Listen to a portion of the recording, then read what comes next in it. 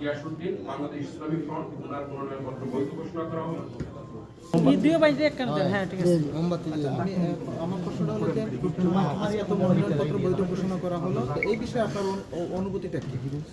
না, আলহামদুলিল্লাহ, আপনারা জানেন যে আসন্ন ত্রয়োদশ জাতীয় সংসদ নির্বাচনে হবিগঞ্জ 4 চুনারগড় মাধবপুর থেকে আমাকে বৃহত্তর সুন্নি জোট থেকে আমাকে মনোনয়ন দেওয়া হয়েছিল। আলহামদুলিল্লাহ, আজকে সে বিধি মোতাবেক নির্বাচনী যে নিয়ম কানুন আছেন আজকে যাচাই বাছাই। মোহাম্মদ মিজানুর রহমান চৌধুরী স্বতন্ত্র ওনার মনোনয়নপত্রটি বাতিল ঘোষণা করা হলো অসম্পূর্ণ থাকায়। মোহাম্মদ মুজিবুর রহমান বাংলাদেশ সমাজতান্ত্রিক দল বাসদ ওনার মনোনয়নপত্র সঠিক থাকায় বৈধ ঘোষণা করা হলো। মোহাম্মদ রাশেদুল ইসলাম খোকন বাংলাদেশ সংস্কৃতি মুক্তি দল ওনার মনোনয়নপত্র অসম্পূর্ণ থাকায় বাতিল ঘোষণা করা হয়। শাহ মোহাম্মদ আলামিন বাংলাদেশ মুসলিম লীগ ওনার মনোনয়নপত্র অসম্পূর্ণ থাকায় বাতিল ঘোষণা করা হলো এবং সালে আহমেদ স্বজন স্বতন্ত্র ওনারটাও অসম্পূর্ণ থাকায় বাতিল ঘোষণা করা হলো। ধন্যবাদ।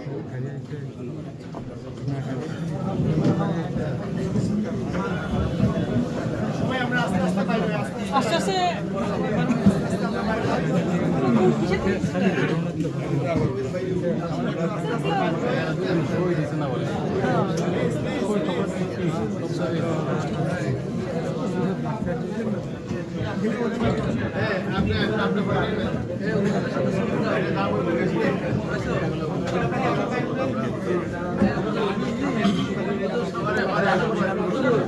ভাই আপনি পরে উঠেন এখন 26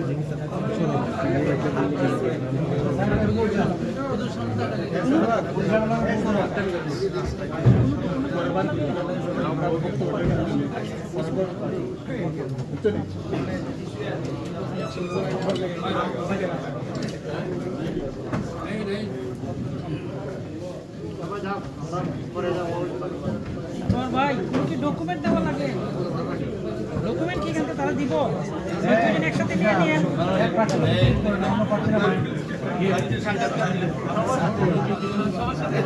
ডকুমেন্ট লাগলে কিছু কি দিব? এখন ডকুমেন্ট কি কিছু দিব? জিগান সার্ভার বাইরে জিগান। হ্যাঁ লাগবে না? আচ্ছা ঠিক আছে, মানে আপনারা যেটা বলছেন এটি আলহামদুলিল্লাহ ঠিক আছে। আমরা হোল্ড রুম থেকে বাইরে হই প্লিজ। আচ্ছা, একটু যে বাসায় তোমরা এই পাশটা এই পাশটা আজকে আমার চুনারগড় মাধবপুরে মনোনয়নপত্র বৈধ ঘোষণা করায় আল্লাহ আলহামদুলিল্লাহ শুকরিয়া আদায় করছি। চুনারগড় মাধবপুরবাসী কৃতজ্ঞতা জ্ঞাপন করছি।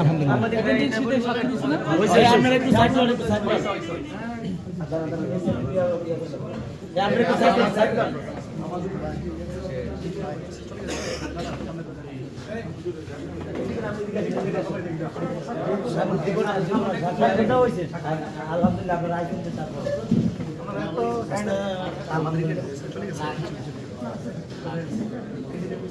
আপনি এদিকে আপনি পারেন এদিকে আপনারা একটু সাইড দিয়ে একটু সাইড দেন, একটু সাইড দেন পুরা দেবো আপনারা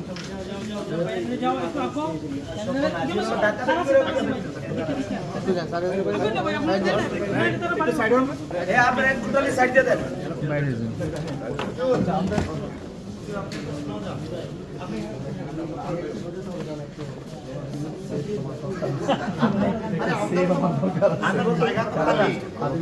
একটু বসেন।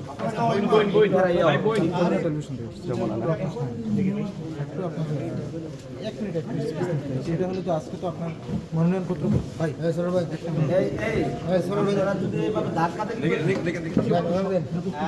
আমি পার্টি আমরা দুজন দিও ভাই এক কান দেন। হ্যাঁ ঠিক আছে। মোমবাতি আমার প্রশ্নটা হলো যে এত মনোনয়নপত্র বৈধ ঘোষণা করা হলো, তো এই বিষয়ে আপনার অনুভূতিটা কি?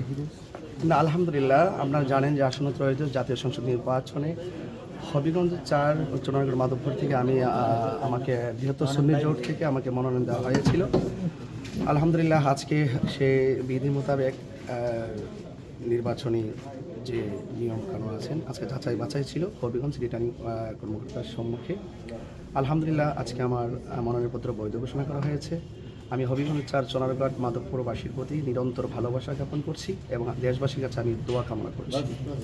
আরেকটা বিষয় হলো যে নির্বাচনে কি আপনি কোনো ধরনের থ্রেট বা অন্য কোনো কিছু আপনি করছেন কিনা, মানে ফিল করছেন কিনা? না, আসলে এখন এই পর্যন্ত আমি এখনো ফিল করিনি। তারপর কিছু লেখালেখি আছে যেগুলো আমরা দেখছি। আমি মনে করি যে লেখালেখি পক্ষ বিপক্ষ যে লিখবে সবারই বাক স্বাধীনতা আছে, বাট আমি আশা করব যে উৎসব মুখর পরিবেশে সম্প্রীতির মাধ্যমে প্রত্যেক প্রার্থীরা নির্বিঘ্নে তার প্রচারণার কাজ করবে, নির্বিঘ্নভাবে করবে। এখানে যেন কেউ যেন আমরা কাউকে যেন কোনো শত্রু মনে না করি। প্রতিযোগিতা থাকবে, তবে ভালোবাসার মাধ্যমে যেন সেই প্রতিযোগিতাটা আমরা উৎসমুখর পরিবেশে নির্বাচনের মাধ্যমে আমরা দেশবাসীকে উপহার দিতে পারি। সেই জন্য আমরা সবার সম্প্রীতি উদারতা কামনা করছি। আচ্ছা, লেভেল প্লেইং ফিল্ড কি আপনি মনে করেন এই মুহূর্তে আছে নির্বাচনে? লেভেল প্লেইং ফিল্ড আসলে কি, এখানে আপনাদের যারা মিডিয়া আছেন তাদেরকে সক্রিয় ভূমিকা রাখতে হবে।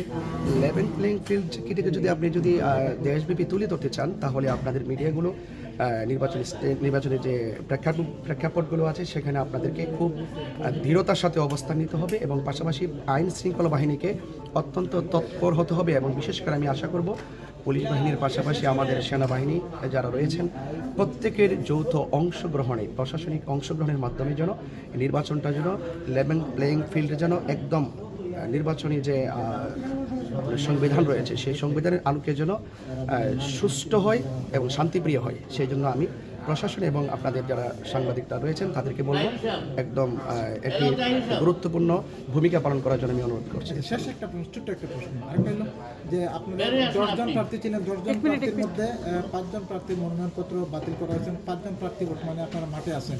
আপনি কাকে প্রতিদ্বন্দ্বী মনে করেন এই 5 জন প্রার্থীর মধ্যে? না, এখানে আসলে এটা তো আমরা মাঠে যেহেতু এসেছি, আমি কাউকে প্রতিদ্বন্দ্বী না, এখানে প্রতিযোগিতার জন্য আসলে এসেছি। প্রতিযোগিতার মাধ্যমে হয়তো আল্লাহ পাক যাকে যেভাবে লিখে রেখেছেন তাকদিরে যারা আছে সে হয়তো দায়িত্বে আসবে। সে আল্লাহ পাকের যে উত্তম পরিকল্পনা, সেই পরিকল্পনার উপরেই আমি আশাবাদী এবং আশা করি মানুষের ভালোবাসা, আন্তরিকতা এবং সাপোর্ট নিয়ে আমি এগিয়ে যাব। তবে আল্লাহর পরিকল্পনা যা আছে তার উপরে আমি অপেক্ষা করলাম ইনশাআল্লাহ। ঠিক আছে,